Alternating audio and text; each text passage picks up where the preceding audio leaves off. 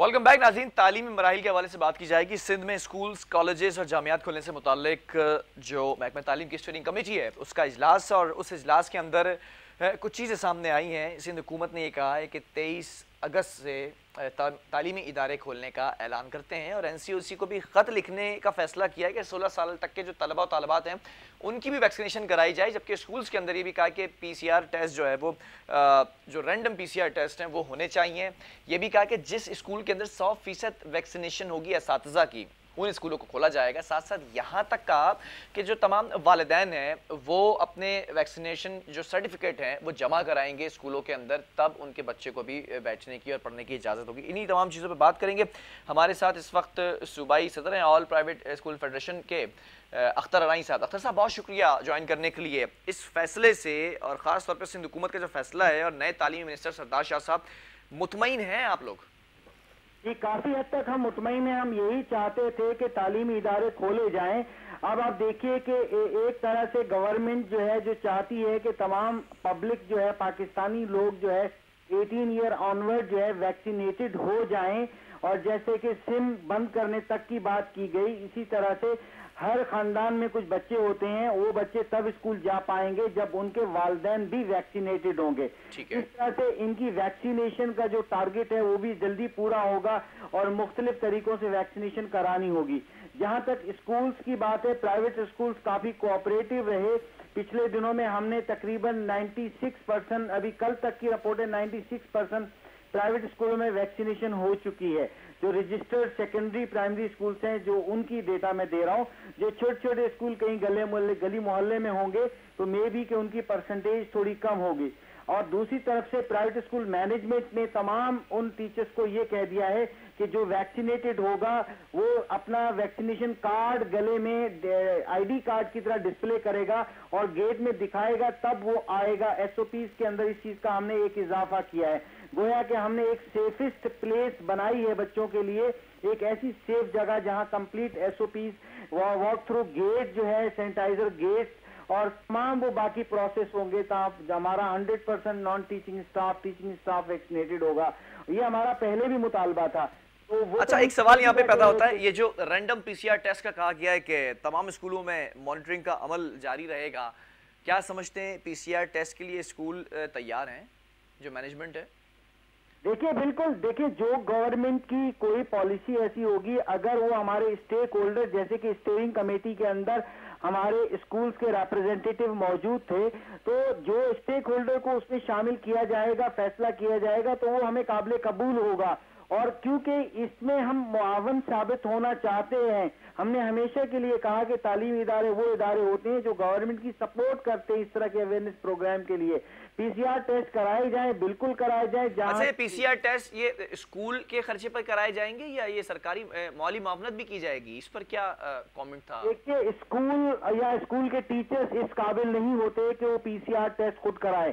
जैसे कि vaccination government खुद फ्री करा रही है और PCR टेस्ट भी जो है वो गवर्नमेंट हॉस्पिटल्स के अंदर होते हैं। इस तरह से बेशक PCR टेस्ट कराए, रैंडम कराए, गवर्नमेंट का हक है और हम उसमें ताउन फरमाएंगे और कोई हम उसमें मुदाखलत नहीं डालेंगे। जब हमने वैक्सीनेशन करा ली तो अब हमें किस बात का डर है कि हम क्यों ना कराएं टेस्ट?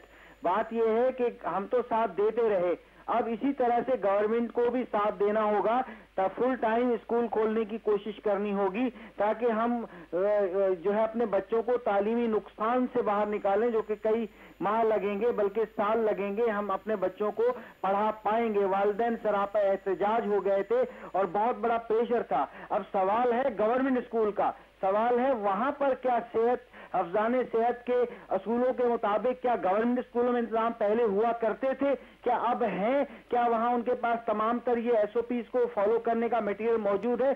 क्या वहां वॉशरूम में पानी है, पीने का फिल्टर वाटर है?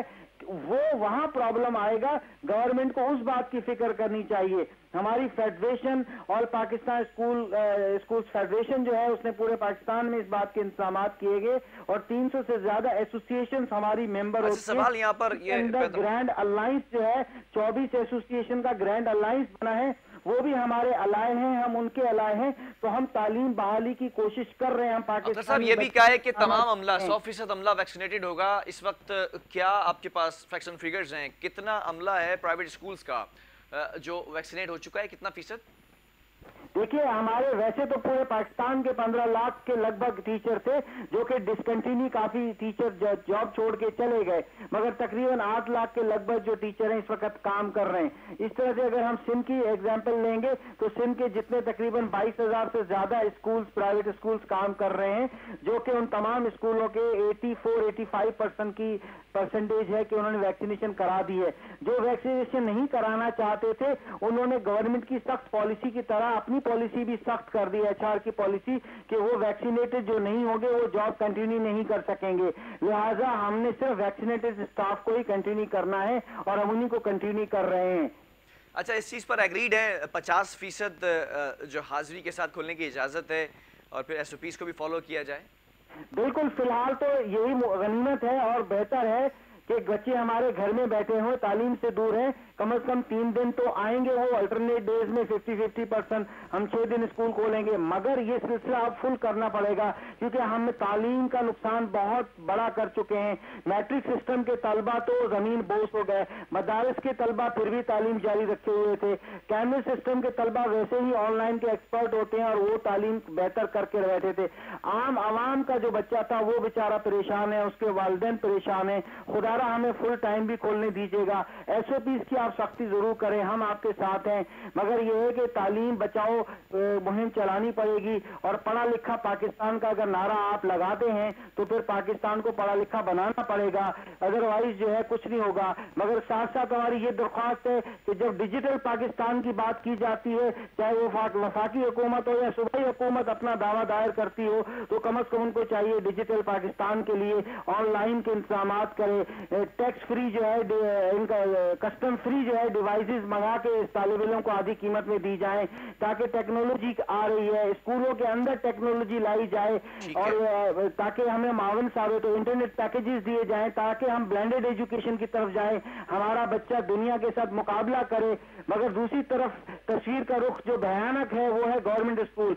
गवर्नमेंट स्कूल कुछ नहीं कर पाते, उनकी बिल्डिंगें टूटी फूटी हैं, वहां वो गरीब का बच्चा जो है कुछ भी नहीं कर पाएगा, उनको वो कहां से ऑनलाइन टेक्नोलॉजी लेकर आएंगे, वो तो दीवारों से भी बात करेगा और वहां पर छत गिरने के खतरात अपनी जगह मौजूद होते हैं। तो खुदारा पढ़ा लिखा पाकिस्तान बनाने की बात करते हैं तो कुछ कीजिए, डिजिटल पाकिस्तान की बात करते हैं तो अपने स्मार्ट टेक्नोलॉजी अपने गवर्नमेंट स्कूल में लेकर आइए, खुदारा हमें पढ़ाने दीजिए, वरना जो है ये पाकिस्तान का जो खोखला नारा है ये कुछ भी नहीं रहेगा और हमारे बच्चे जो है वो जाहिल बनते जाएंगे। ठीक है, बहुत शुक्रिया अख्तर अरानी साहब हमारे साथ मौजूद थे। नाज़रीन, 23 अगस्त कहा गया है, स्कूल खोलने की डेट वाजे कर दी गई है और स्कूल खोलने के जो SOPs बयान किए गए हैं उस पर अमल दरामद करना लाजमी होगा। अब देखना यह है कि जो NCOC को ख़त लिखने का फैसला किया गया है कि 16 साल के जो बच्चे हैं उनको भी वैक्सीनेटेड होना चाहिए, उनकी भी वैक्सीनेशन कराई जाए, इस पर NCOC क्या अपना मौक़िफ़ रखता है वो भी आपके सामने रखेंगे। बहरहाल प्रोग्राम का वक्त ख़त्म हुआ। अल्लाह हाफ़िज़।